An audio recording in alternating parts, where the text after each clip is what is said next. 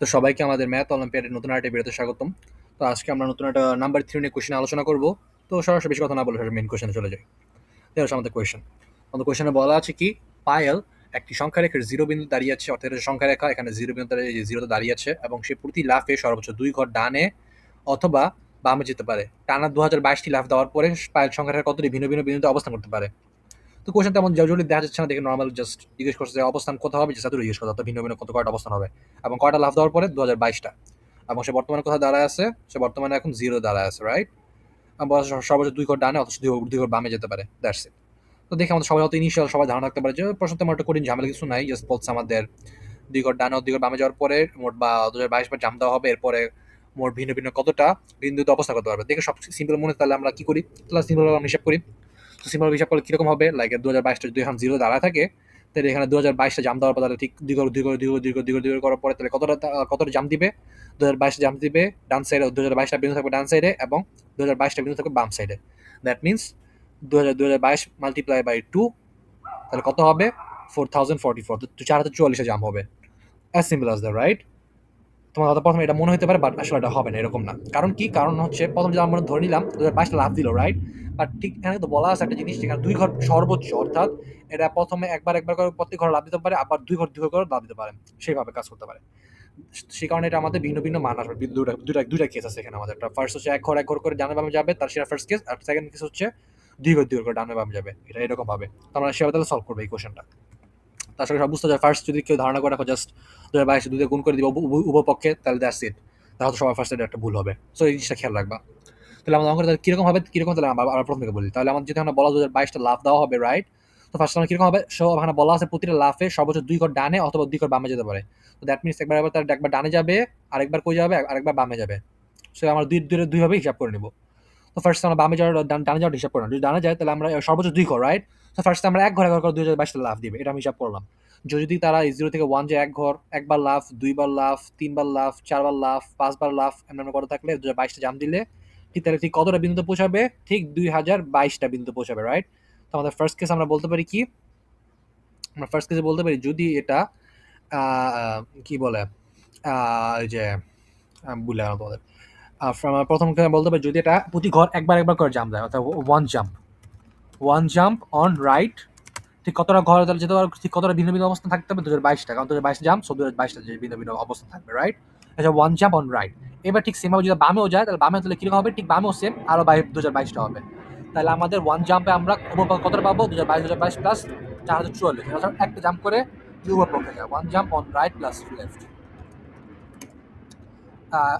একবার করে জাম্প করার পর লাভ দেওয়ার পরে ঠিক একবার ডানে একবার বামে, দুই রকম ভাবে যেটা থাকলে 2022 প্লাস 2022 তো 4044 হবে। এবার এটা একবার একবার করে জাম্প করলে, আবার বলা কি সর্বোচ্চ 2 ঘর জাম্প করতে হবে, রাইট। এবার 2 ঘর জাম্প করে নিলাম, এবার 2 ঘর জাম্প করলে এবার কি হবে, 2 ঘর জাম্প রাইট প্লাস লেফট হলে কিরকম হবে, ঠিক সেম 2022টা জাম্প হবে না, এবার কিন্তু ভিন্ন হবে। কারণ কি, যদি ভালো করে খেয়াল করো দেখতে পাবে কি, আমরা অলরেডি এই যদি এখানে অবস্থা কিন্তু 0 তে আছে, রাইট, 0 থেকে 2 তে যায়, আবার 2 থেকে 4 এ যায়, তাহলে কি হবে, আমরা কিন্তু অলরেডি 2 4 কিন্তু কাউন্ট করে ফেলছি 2022 পর্যন্ত, অর্থাৎ ঠিক 2022 বিন্দু পর্যন্ত কাউন্ট করে ফেলছি অলরেডি, রাইট।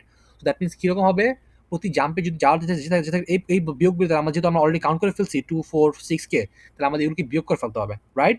সো এবার আমরা হিসাব করতে ঠিক কতটা সংখ্যা হবে হিসাব করা, তাহলে যদি মনে করো প্রতি রেকর্ড 2 ঘর করে জাম্প করে, অর্থাৎ 0 থেকে 2 তে যায়, 2 থেকে 4 এ যায়, তাহলে আমাদের এই 2022 জাম্প দেওয়ার পর লাস্ট সংখ্যা কত হবে, আমাদের লাস্ট সংখ্যাটা অফকোর্স হবে 4044।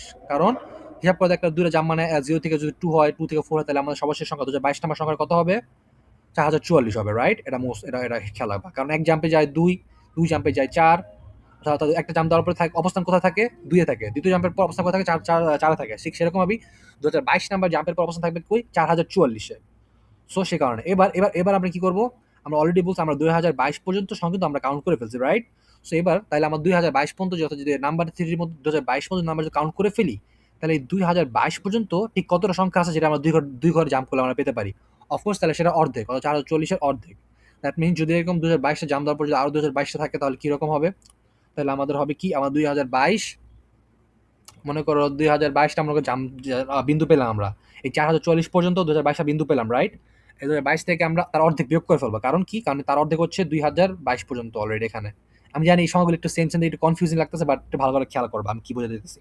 যেটা আমি বলতে সেটা হচ্ছে, মনে করো যেহেতু আমরা অলরেডি 0 থেকে 2022 পর্যন্ত নাম্বার কাউন্ট করে ফেলছি প্রথম এক্সাম করে, রাইট?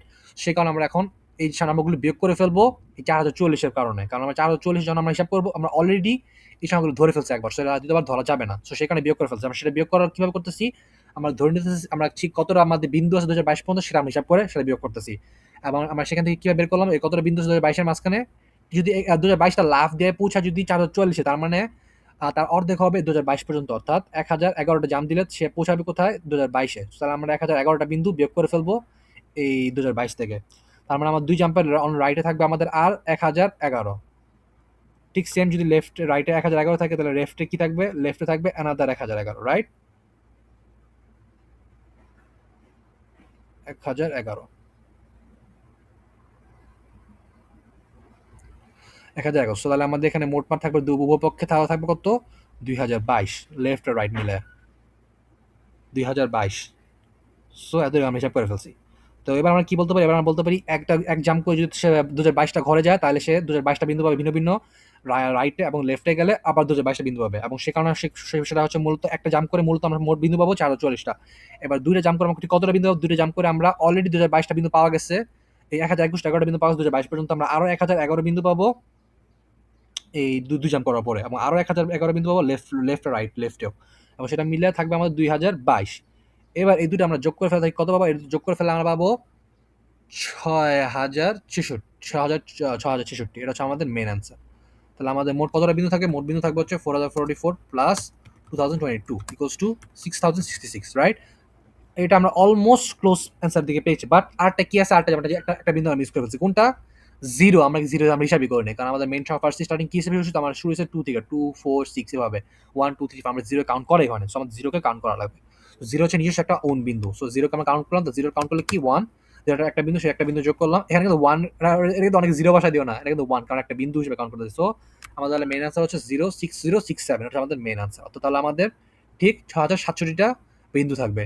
আশা করি সবাই বুঝতে পারছো। যদি না বুঝতে পারো তাহলে আবার রিপিট করো, কারণ কোশ্চেন একটু ঝামেলা, বাট তোমরা সবাই বুঝতে পারবা। আমি যেভাবে বুঝেছি সেটা বুঝতে পারবা, কারণ আমরা মূলত এখানে মূলত আরো কটা বিন্দু আসবে সেটা আমি হিসাব করছি।